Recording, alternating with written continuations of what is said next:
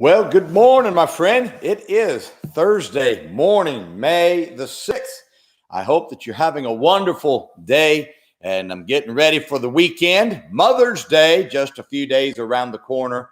And take some time to remember your mother if she's in heaven. If she's alive, call her up, tell her you love her, go spend some time with her if you can. Get them to church if they don't go to church. That's the best way to spend Mother's Day is at church. And I'm thankful for my mom and all the influences she's had in my life. And I'm certainly grateful for God's goodness to me. You know, sometimes I think we take for granted what we have until we lose it. And that's a shame by most people. We're all kind of guilty of that at times. I hope that's not you. Last night, we had a wonderful service at Maranatha Baptist Church. Good crowd. Taught on prayer. We've had a wonderful series on prayer. Teach Us to Pray.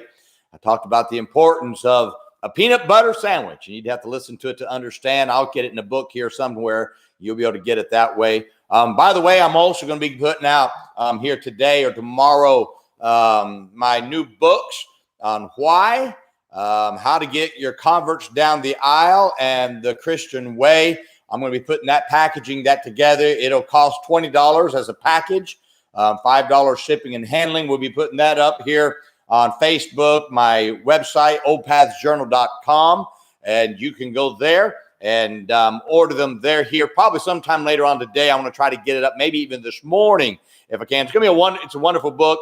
I'll also sell them on Apple Books and on Kindle, but they won't be packaged together. You have to buy it as a separate book on each of those, and all three books will be very, very helpful books. And whether you're a pastor, whether you're a lay person, very, very helpful. What we believe, how we do things as Christians, and then getting your converts down the aisle after you lead them to Christ. That's one of the hardest battles I think we all face. And I would encourage you, if you can, look for that. And that's going to be coming up here real close. Let me read to you this morning from Deuteronomy chapter 19, verse 15. The scripture says, "One witness shall not rise up against a man for any iniquity or for any sin. And any sin that he sinneth, at the mouth of two witnesses, or at the mouth of three witnesses, shall the matter be established." Now, accusation is so easy to fly around, my friend. And the sad part about accusation is that many have come to believe that it is fact because someone said it. Now, many innocent people who have worked hard at living a decent life have had their life changed forever because of people who've maligned them and others destroyed them because of hatred. Now, before you haters start throwing stones at me, I'm not saying at all that sin should be covered up. I am saying that we've got to be very careful about destroying someone's character based on hearsay. Just because the person saying that the person spreading it says it's fact doesn't mean it's fact. There's been many liars out there and hearsay. And I want to talk to you. You know, God says in the verse we just read, he says, "One witness shall not rise up against a man for any iniquity or for any sin." Now, God was setting the standard for establishing an investigation. He said, for any iniquity or for any sin. God said in Proverbs 22:1, "A good name is rather be chosen than great riches." It takes years to build a good name. But sadly, it only takes one accusation in our present day world to destroy that name. And that's so sad. You see, God knows a person's name is very valuable. He knows that. And that's why he requires two witnesses for any sin before the matter is to be established. Now let me share with you three observations about God's standard for witnesses from this verse. First, a person's name is at stake with accusation. You'll notice that God's standard was a witness. God was not interested, listen to me now, in hearsay, because a person's name was at stake. When we start allowing accusation without witnesses, plural, to become the standard by which we condemn people, we are entering into a world where lies can easily become the standard by which one can be destroyed. Now, hearsay from hearsay does not make hearsay a witness. The present day news media, politicians, drive-by posters on social media have let hearsay become their witness. which is against God's standard for two witnesses. Just because you have heard so-called dozens of people say something doesn't make it right. Hearsay is never God's standard for a witness. Just because I hear somebody say it's true doesn't make it true. Have you seen it? That's what a witness is. Second, not responding to hearsay is not covering up sin. Just because someone doesn't move on hearsay does not mean that they're covering up sin. Rather, it means they're using God's standard for two witnesses as their standard to deal with sin.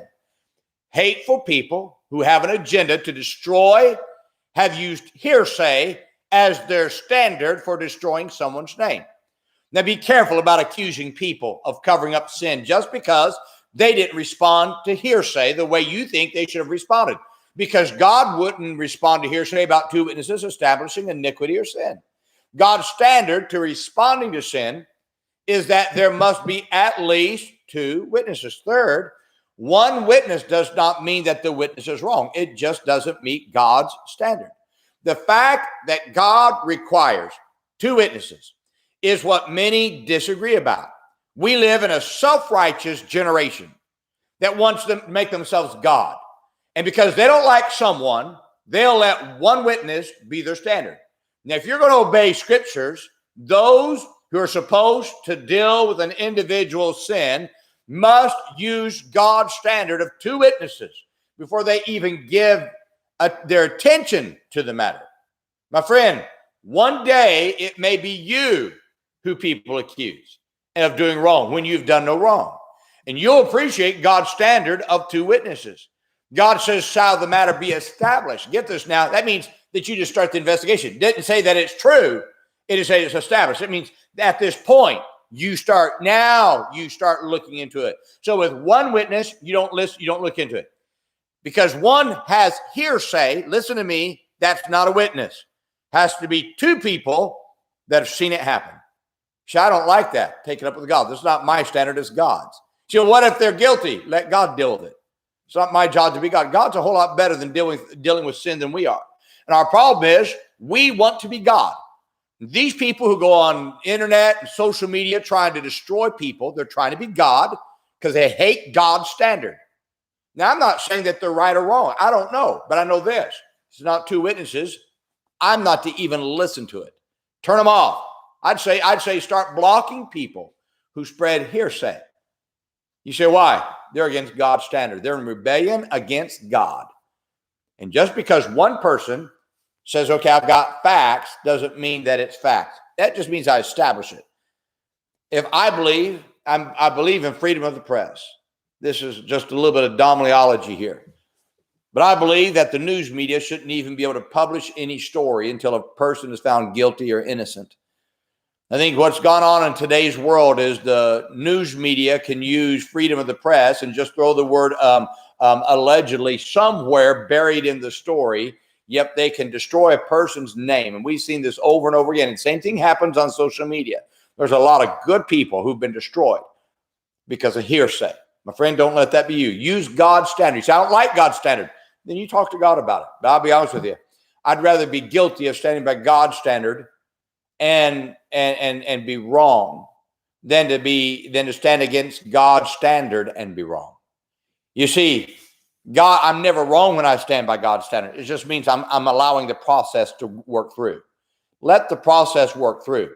God can take care of the rest. My friend, I hope this is a help to you. When you hear hearsay, this is what you need to do. Use God's standard. It's always right. Remember today, hey, be good to everybody. Everybody's having a tough time. Have a great day, my friend.